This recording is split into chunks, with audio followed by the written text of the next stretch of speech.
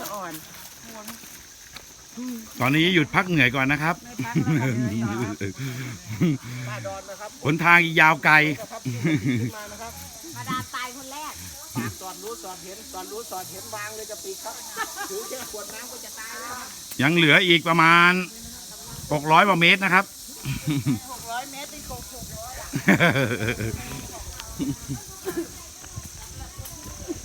ไม่ผมอัดไว้ ก็ขึ้นอยู่ตรงนี้ผมไล่สดได้อยู่แต่ผมไม่ไล่ละไม่มีคนดูผม ฝากเพจได้นะครับ ไม่อยากบอกว่าเพจไหนเดี๋ยวคนตามมาถล่มครับ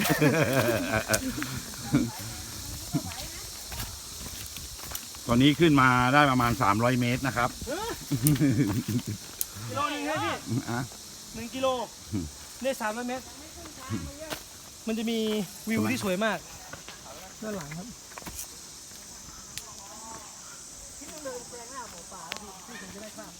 ไม่เป็นไรข้างบนมีนี่แล้ว ดูกบออกจากเบ้าแล้วเมื่อวานนี่กบภูเขานะครับกบภูเขาค่ะกบภูเขานะไม่ใช่คางคกนะดูรูมันเถอะอยากนั่งก็นั่งครับโมเล่งครับ นอดมาไว้ บ้าน เหนื่อยไหมครับเหนื่อยไหมครับ บ้านเขาเมินปากแหล่เป้าปากครับ เดี๋ยวผมรอเสบียงผมอยู่ครับเสบียงผมกำลังมาครับเสบียง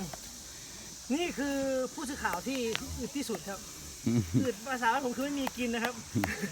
ไม่ใช่ทนนะครับนี่ครับนั่งก่อนมา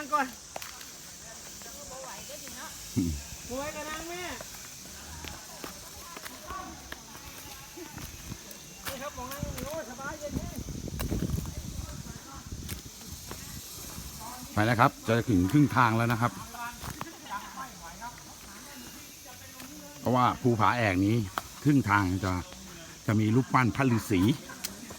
อยู่ ข้างล่างตายกันไหมข้างล่างตายแล้วข้างล่างตายแล้วข้างล่างจุดนั่นคือหลวงพ่ออะไรนะ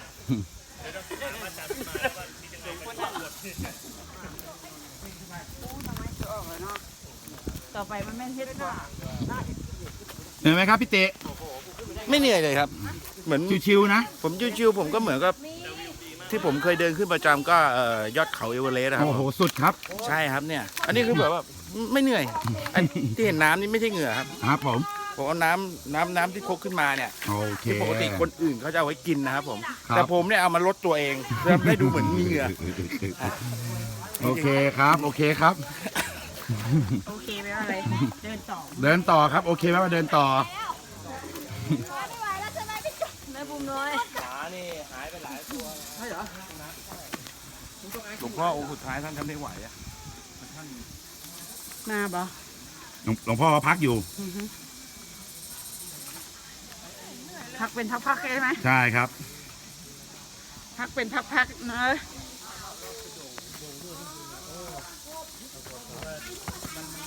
นี่นะครับ จะมาถึงครึ่งทางจะมีพ่อปู่ฤาษี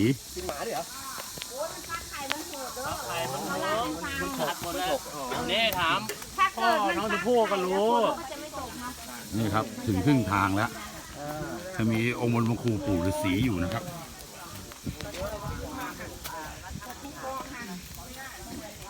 อันนี้พระฤาษีนะครึ่งทางเด้อ ครับ ครึ่งทางแล้วนะครับ ทาง นี่ แล้ว ถึงครึ่งทางแล้วนะครับ ตอนนี้นี่คือหลักฐานใช่ไหม นี่คือพยานเรา เป็นไงบ้างพ่อ โอเคไหม สบาย ชิวๆนะ ชิว